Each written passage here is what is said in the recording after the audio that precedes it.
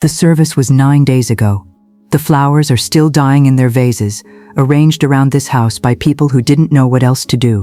And here I am, sitting at my kitchen table in the quiet of a Tuesday morning, staring at financial records that tell me more about my husband than he ever chose to share while he was alive. Not crying, not holding his photograph, sitting here with a calculator, a legal pad, and 4 years of documents from a company Marcus inherited, then quietly steered toward collapse while I slept beside him in the same bed, believing we were still inside the same life. The debt is real. I found it 3 days after we buried him. Not because anyone warned me, because I am the kind of woman who opens drawers other people leave shut. Always have been.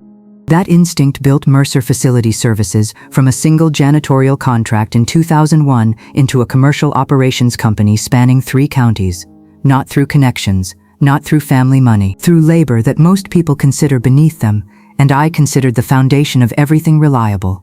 My name is Elaine Mercer. I am 53 years old. I have managed contracts, signed payroll, handled crews, survived recessions, and absorbed every hard thing this life placed in front of me without breaking in public.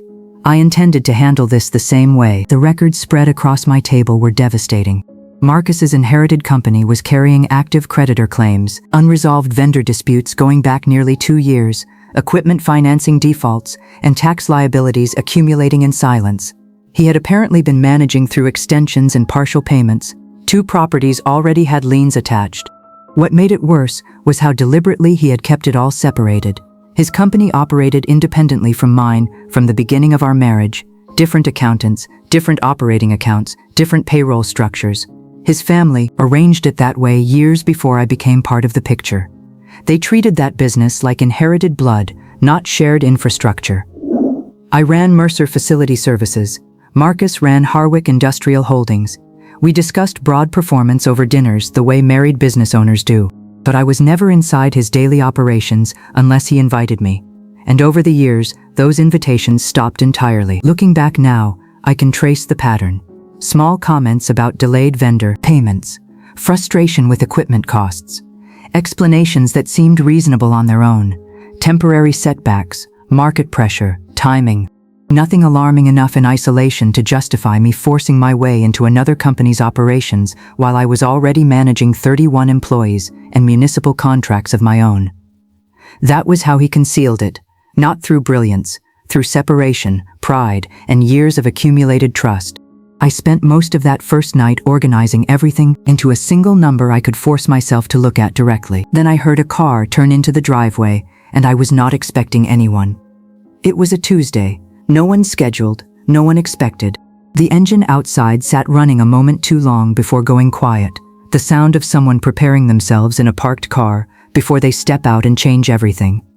I walked to the front door and looked through the glass. A woman stood in my driveway, a child beside her, and a license plate I didn't recognize until I focused on it properly. Ohio. She was not what I expected. I don't know exactly what I had imagined, but not this, not someone who arrived looking like she had an appointment. Composed, dressed in a dark wrap coat, hair pulled back neatly, the kind of composure that takes preparation. The kind you practice before you drive 400 miles to knock on someone's door. The boy stood beside her, small for what I guessed was around 6 years old. He was holding her hand, but looking past her, looking directly at me, and his eyes stopped the air in my chest before I could stop it myself. Marcus's eyes. The exact shape, the exact stillness inside them. I opened the door and said nothing. The woman spoke first. Her voice was measured even. She had rehearsed this too. My name is Renata Holloway. I was Marcus's wife. This is our son, Elliot. Not his girlfriend, not his partner, not the mother of his child. His wife. She delivered the words the way someone delivers a plain fact they have every legal right to state. No apology in it, no aggression, just a declarative sentence placed on my front step like certified mail that had finally arrived.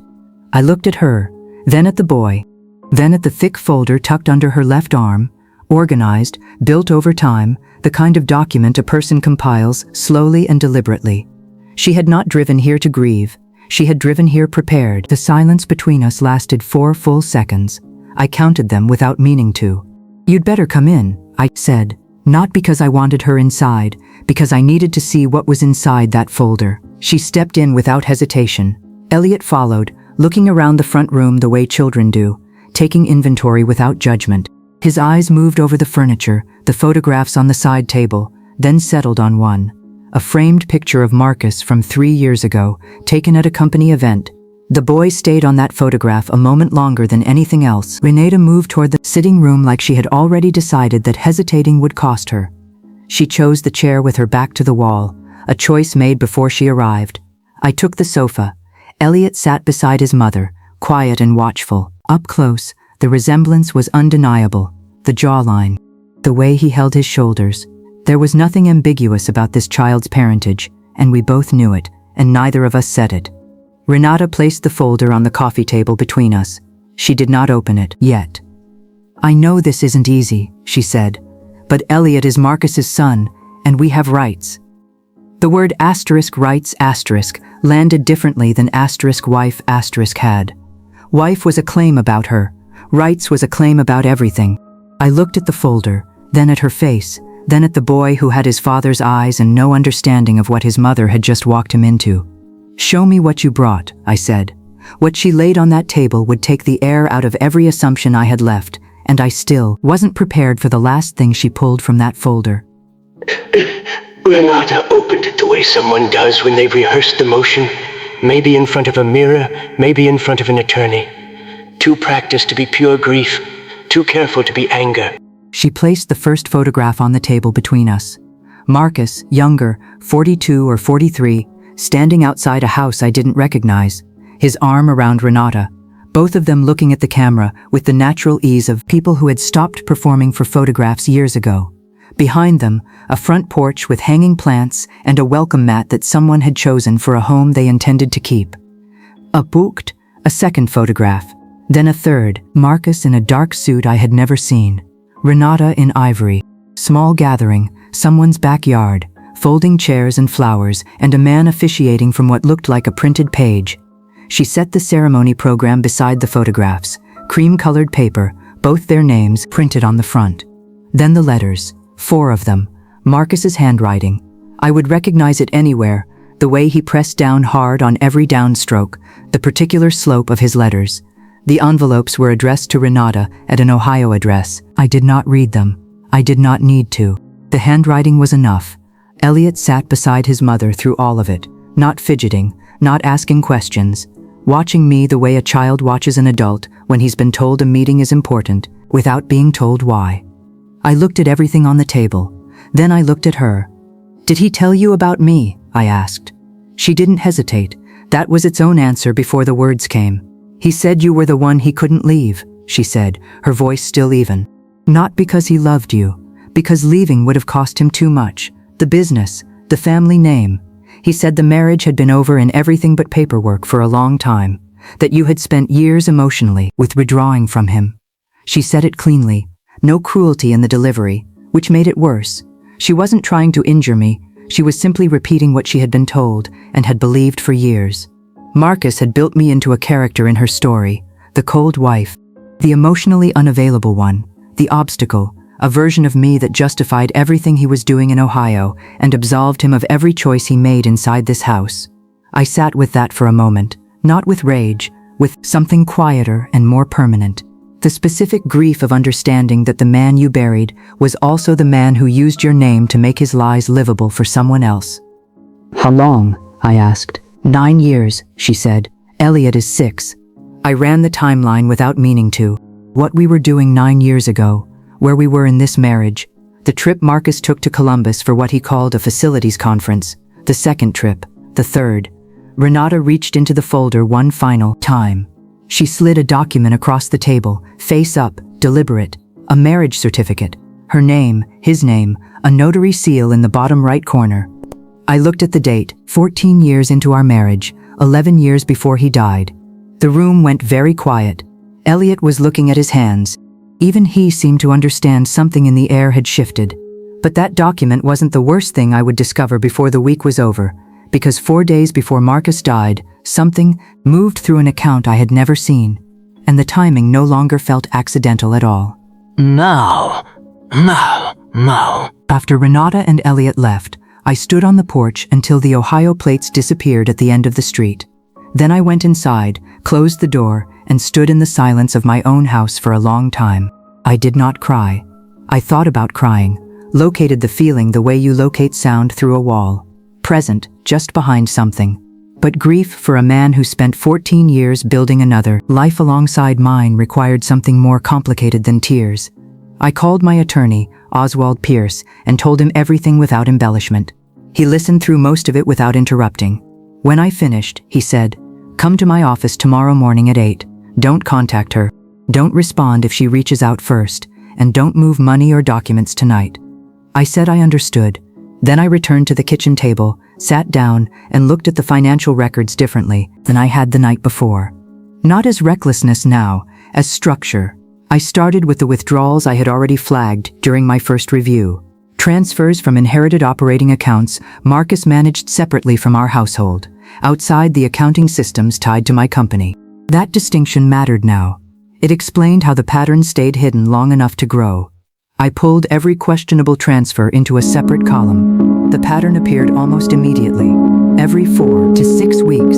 Consistent amounts, slight increases near the holidays, larger transfers around back-to-school periods and summer months. Not random spending. Support. A second household running on a schedule, financed through accounts Marcus controlled independently because the inherited business remained largely under his direct authority while I stayed occupied building and expanding my own. The debt wasn't mismanagement, it was maintenance. 9 years, maybe more, of financing another life through accounts I never had reason to monitor. I worked through the night. By 4 in the morning, I had reconstructed enough of the transfer schedule to estimate what Marcus had redirected over the documented period. I wrote the number on my legal pad and sat with it beneath the kitchen light. The number no longer shocked me. It confirmed something worse: intent. Then I opened the final accordion file, sitting untouched at the edge of the table. The tab had nothing on it except a year, written in Marcus's handwriting. Inside sat a bank statement for an account I had never seen. Not joint, not business, personal, his name only. Most of the account activity was sparse, occasional deposits, modest balances, nothing large enough to trigger attention during standard review. Then I reached the final page. The last transfer was dated 4 days before Marcus died. The amount was substantial enough to pull something tight in my stomach immediately. Not ordinary spending, not routine movement, deliberate. I checked the destination line, partially redacted on the statement copy, but not completely. For the first time since Renata Holloway had stood in my driveway, something shifted underneath all the grief and betrayal and anger. Not emotion, suspicion. I stared at the transfer date beneath the kitchen light, 4 days before Marcus died, and suddenly the timing felt like anything but coincidence. Oswald Pierce's office occupied the 14th floor of a building downtown with his name on the directory and nothing unnecessary on the walls. He was that kind of man. Precise, economical, with words and with reactions. I had worked with him for 12 years and trusted him exactly because he never told me what I wanted to hear. He was already at his desk when I arrived at 8.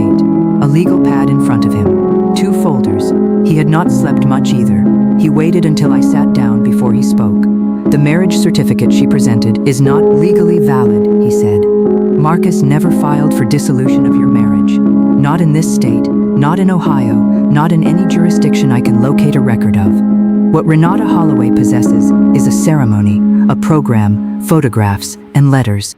None of it creates lawful spousal standing, because the man who stood beside her was already legally married to you." I nodded once. "That matters," he continued, "because probate courts operate from legal status. Public record controls inheritance, disputes." He opened the second folder. "The child is different. Biological connection gives Elliot potential standing as a direct heir. A court can recognize him as Marcus's son if paternity is established, but inheritance rights attach only to what actually remains in the estate after obligations, taxes, liens, and creditor claims are addressed." He slid several pages across the desk, the full liability picture, structured clearly so I could absorb it. He walked me through everything, without theatrics. The creditor claims already filed against the company, the IRS obligation Marcus had been managing through extensions and partial compliance for nearly 2 years, vendor disputes escalating toward litigation, liens on both properties, An equipment financing default tied to vehicles the company no longer operated. Just numbers. You can fight this on every front and prevail, he said when he finished. Her standing as a spouse doesn't exist legally. The child's claim is real, but financially limited because the estate itself is distressed. Your position as legal wife is unambiguous. We file a formal response, challenge standing, force full liability review before any transfer discussion begins. He set his pen down. You have everything you need to end this quickly. I looked at the folders on his desk, at the legal pad where he had outlined a strategy I had no doubt would work exactly as described. Then I looked up at him. What happens if I don't fight? Went still. If I don't contest the claim, I said. If I don't challenge her filings immediately, what happens if I simply let them pursue the estate? Oswald leaned back slowly. I watched him recalibrate, not confused, but recalculating. That depends on what you're asking, he said carefully. I'm asking a legal question.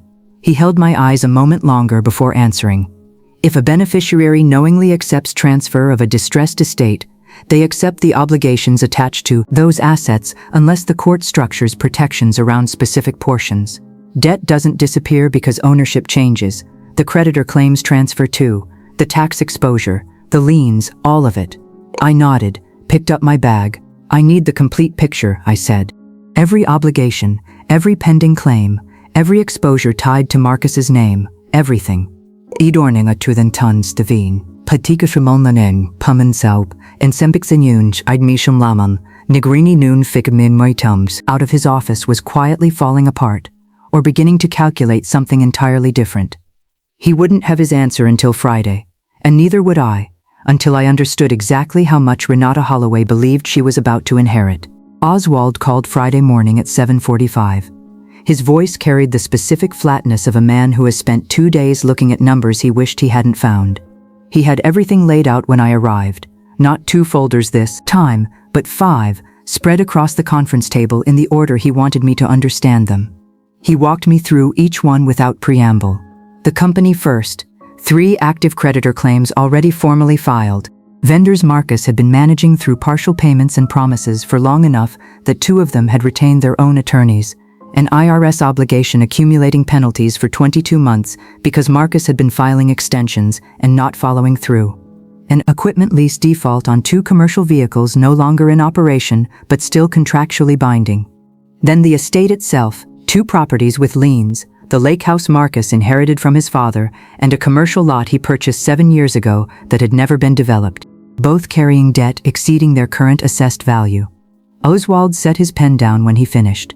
The number he wrote at the bottom of the legal pad was not one I had prepared for, even after everything I had already found. It sat on the page like something physical, like weight. I looked at it for a long time. Then I looked at the window 3 weeks ago, before the funeral, before Renata, before any of this had a shape. I had sat at my kitchen table and decided to absorb it, to use Mercer Facility Services to cover what Marcus left behind. I had been willing to put everything I built behind his debt. I looked at the number on the legal pad again. Then I thought about my company's last quarterly report. Clean, growing, profitable at a rate I had worked 22 years to achieve. Contracts across 3 counties, 31 people whose livelihoods moved through payroll I signed every 2 weeks. 2 entirely different worlds sitting on the same table. One I had built with my hands and judgment over 2 decades. One he had inherited and quietly dismantled over 9 years to fund a life I knew nothing about. I had been prepared to sacrifice the first to save the second. That preparation felt different now, not noble, expensive in a way I hadn't fully calculated until this moment. If someone accepted this estate voluntarily, I said, fully informed or not, would they be legally responsible for everything attached to it? Oswald looked at me carefully. We had covered this ground on Wednesday, but he understood I wasn't repeating myself. I was confirming something, closing a door I had been standing in front of for 3 days. Yes, he said. Everything Choman. Transfers with acceptance. The assets and every obligation attached to them. I nodded. I looked at the number 1 final time. Then I closed the folder over it, picked up my bag, thanked him, and walked out of his office. The decision wasn't made in that room. It had been made somewhere between the number on his legal pad and the memory of 31 people whose names were on my payroll. I just hadn't said it out loud yet, but I was about to, because what I had in mind was not surrender. It was something Renata Holloway and her attorney hadn't considered at all. The second woman's name was Dara. She asked to meet at a coffee shop on the south side of the city. Neutral ground, her suggestion. That told me she had thought carefully about the dynamics of this conversation before requesting it. She was younger than I expected, early 40s, composed in the way of someone holding themselves together through deliberate effort rather than genuine calm. She was already seated when I arrived, and she stood briefly when she saw me. A reflex of respect I noticed and said nothing about. We did not spend time on pleasantries. I saw the news coverage, she said. I'm not here to make your situation harder. Why are you here? I asked. She wrapped both hands around her coffee cup. Because he told me the same things he told her. And because I think you're about to discover he wasn't just lying emotionally, he was lying financially too. That got my attention in a different way. I looked at her steadily. Go ahead. She had been involved with Marcus for 4 years. They met through a professional contact connected to commercial property management. He presented himself as a man trapped in a marriage that had ended emotionally long ago. A wife who cared more about contracts and expansion than connection. A household running on routine instead of affection. He used your name, Dara said quietly. Said it with the exhaustion of a man trying to make betrayal sound reasonable. I sat with that image for a moment. Marcus across dinner tables and hotel bars, building me into a justification. The cold wife, the emotionally distant one, the burden he carried honorably while finding comfort elsewhere. He had turned me into a supporting character in stories designed to excuse him. But Dara had not come only to confess an affair. 3 months before Marcus died, she said he began behaving differently, nervous, watching his phone constantly, taking calls outside rooms, complaining about pressure from vendors and tax notices. And once, only once, he made a comment that had stayed with her afterward. He said, if Elaine ever sees the full books, she'll walk. I said nothing. Dara reached into her bag and slid a thin envelope across the table. Inside were copies, hotel records, travel confirmations, screenshots of transfers Marcus had sent her during periods he claimed he was waiting on delayed vendor payments. The amounts weren't enormous individually, but they overlapped precisely with the irregular withdrawals I had already identified in the company accounting. Not just emotional deception, a diversion pattern. He used financial instability as an excuse with me too, Dara said. Said he was carrying everyone, that people depended on him. A brief pause. But toward the end, he didn't sound guilty. He sounded scared. I looked at the documents again. Dates, amounts, patterns. What Dara handed me wasn't criminal revelation, and it wasn't dramatic exposure, but it established something more important: continuity. A long-term behavioral pattern tying emotional deception directly to financial concealment. And patterns matter in courtrooms because patterns speak to intent. She withdrew any request for involvement before the meeting ended. Quietly, without performance, without placing herself at the center of anything. I believed her when she said she wanted nothing except for me to have the full truth before the hearing moved any further forward. She left first. I stayed at the table for several minutes after she was gone. I didn't grieve Marcus there. That grief had already changed shape. What saddened me now was something quieter and more permanent. I grieved the version of myself he had constructed when I wasn't present to correct the record, the cold wife, the explanation, the story that made everything he did seem survivable for the people around him. I drove back to my office and opened a new document. In the subject line, I typed 4 words. Asterisk, here is what we do. Minneokinditpumpel. What I wrote that night would change everything, and Renata Holloway's attorney had no idea what was coming.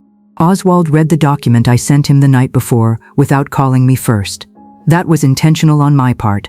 I needed him to absorb the full structure before reacting to any single piece of it. When he finally called Friday morning, his voice carried the particular quality of a man who had spent several hours recalibrating assumptions he no longer fully trusted. Come in, he said. I was already in the car. He was standing when I arrived, not seated behind his desk, but at the window, the document printed in his hand. 3 pages, single-spaced. I had written it the way I run my business, no unnecessary language, every step an operational sequence. He sat down. I began. The estate transfer acknowledges Elliot directly, not Renata. His biological connection to Marcus is the only legally supportable claim in this proceeding, and I'm recognizing it voluntarily before the court forces the issue. Oswald made a note. That removes any appearance of me denying a child's inheritance rights out of personal hostility. The court sees cooperation instead of obstruction. Another note, because Elliot is a minor, no transfer can finalize without court-appointed guardian, review and probate oversight. The guardian isn't chosen by Renata. They're appointed independently, with legal obligation to protect the child's financial interests specifically. Oswald nodded for me to continue. The full estate disclosure package attaches from the beginning. No concealed liabilities, no withheld debt schedules. Every lien, every creditor action, every IRS obligation, every equipment default, every pending exposure, all of it disclosed simultaneously alongside the transfer proposal. I watched him carefully as I continued. The important distinction is timing. That made him look up. Rutherford is approaching this as a beneficiary recognition fight first, liability review second. He's moving aggressively to establish emotional and procedural momentum around Elliot before the financial structure slows the case down. That creates pressure to secure the inheritance position quickly, before public sympathy has reason to shift. Oswald leaned back slightly. The disclosure isn't hidden, I continued. It enters the record exactly where required. But by the time Rutherford fully pivots to asset versus liability analysis, he will have already committed, publicly and procedurally, to a narrative that this estate contains meaningful value worth pursuing aggressively. And you believe he'll overcommit, Oswald said. I think Renata already has. The room went still for a moment. Renata has no legal spousal standing, I said. The marriage certificate collapses under public record review. Once that happens, every aggressive filing Rutherford made on her behalf becomes dependent almost entirely on Elliot's inheritance rights and the estate itself. Exactly. I folded my hands together. The court-appointed guardian becomes the stabilizing mechanism for the child. Creditors process first. Probate follows standard order. Whatever survives after obligations are satisfied gets structured appropriately for Elliot. And that may not be much, but I am not interested in destroying a 6-year-old boy to punish his mother. Oswald studied me quietly for a long moment. You've thought through every procedural angle. I've had time. He turned to the second page, read a section again slowly, looking for the fracture point, the exposure, the thing opposing counsel might use to unwind the structure later. Finally, he set the pages down. This is legally executable, he said. The disclosure structure is Mountfron compliant. The guardian requirement protects the court procedurally. The transfer proposal itself is clean, he paused. But there are risks. I know. If Rutherford requests extended forensic review before acceptance, momentum slows. He won't, not at first. Oswald studied me one final time, and for the first time since Marcus died, I could see him looking at me not as a grieving widow who needed protecting, but as something else entirely. He had his answer. The hearing was scheduled for the following week. And everything that happened inside that courtroom would depend on one thing Renata Holloway's attorney had never stopped to fully consider: how much he actually knew about what he was walking toward. We are understanding Davim, Mondim, Mondim de Damwestim, Ande, Dam de, Dam dim, Manda, Dam Benand, Dam, Mandib. I looked at the black dress in the closet and left it there. I chose charcoal trousers, a deep burgundy blouse, and the jacket I wore the day I signed the contract that carried Mercer Facility Services into its third county. A woman going to work. That was the only frame I needed for today. I arrived at the courthouse at 8:40. The hearing was scheduled for 10. I sat on a bench outside the assigned courtroom with my hands folded loosely in my lap and nothing beside me. No briefcase. No visible grief arranged for strangers. I had already made my decision weeks ago, and the stillness that comes after a finished decision settled into my posture without effort. At 9:27, I heard them before I saw them. Coordinated footsteps, a rolling briefcase, the pace of people who believe momentum already belongs to them. Renata entered from the far end of the corridor, wearing a structured ivory coat she had clearly chosen with intention. Elliot walked beside her in a pressed dark jacket, quiet as always. Her attorney, Dale Rutherford, followed half a step behind with the posture of a man already mentally drafting post-hearing statements. Renata saw me almost immediately. She did not look away, neither did I. Two women connected permanently by a man no longer alive to explain himself. Then she turned forward and continued walking. What I felt watching her was not triumph and not anger, something quieter than both. Because somewhere underneath everything, Renata still believed she was walking toward security, toward the thing Marcus had promised existed on the other side of all this. And that belief made her more human to me than I wanted it to. The hearing proceeded. Judge Carol, late 50s, economical in her movements, a woman who had spent years watching families turn grief into litigation, reviewed the transfer packet Oswald submitted without visible reaction. Rutherford sat across the aisle, confident, Hesse beside him. Elliot behind the bar, perfectly still, hands on his knees. Rutherford opened the full disclosure packet midway through the proceeding. He started with the transfer framework, biological recognition language, inheritance, structure, guardian scheduling. His pen moved steadily, the notes of a man confirming structure he expected. Then the pen slowed, not suddenly, gradually, the way a car slows when the driver has noticed something ahead but hasn't yet accepted that stopping may be necessary. He turned back 2 pages, read again. His associate leaned closer. Renata felt it immediately. I watched the shift happen in her shoulders first. Creditor schedules, 3 active claims, collection attorneys listed, balances attached, IRS obligations with 22 months of accumulated penalties, property liens exceeding assessed value, equipment defaults, public record search results, jurisdiction by jurisdiction, showing no marriage dissolution ever filed by Marcus, not in Alabama, not in Ohio, not anywhere. Rutherford stopped reading. The silence in that courtroom developed actual weight. Judge Carroll watched him over folded hands, not surprised, just waiting. He requested additional review time before countersigning. The judge granted a limited continuance, but the important damage was already done. The public narrative Renata had built, grieving family denied what's rightfully theirs, now sat in the same court record as the debt schedules, the invalid marital standing, the IRS exposure, and the liens. Momentum had turned, not because I embarrassed her, because the paperwork finally caught up to the performance. Mon laughter waned. I walked out of the courtroom at a pace that required no hurry. Behind me, I heard Renata say Rutherford's name, and underneath it, for the first time since she arrived in this city, I heard something she hadn't allowed herself before: fear. I drove directly to my office, sat down behind the same desk I had worked at for 11 years, opened my laptop. 3 client meetings next week, a county contract renewal waiting since September, an expansion proposal marked for the following quarter. 3 additional counties already mapped financially. 8 months of delay ended today. I pulled the bank statement from my bag one final time. The small account Marcus had opened in my name 11 years ago.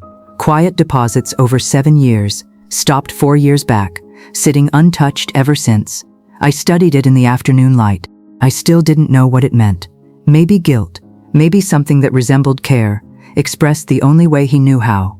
I no longer needed the answer badly enough to keep searching for it. Some people die before becoming fully understandable. I placed the statement in the top drawer and closed it. Then I got back to work. Because what Renata Holloway came to Birmingham believing, that inheritance meant safety, that Marcus's name carried value worth claiming, was the same illusion Marcus had maintained for everyone. The lesson, sitting quietly behind all of it, was one I had learned long before any of this began. There is a difference between building something and inheriting the appearance of it, and I had always known which one I was.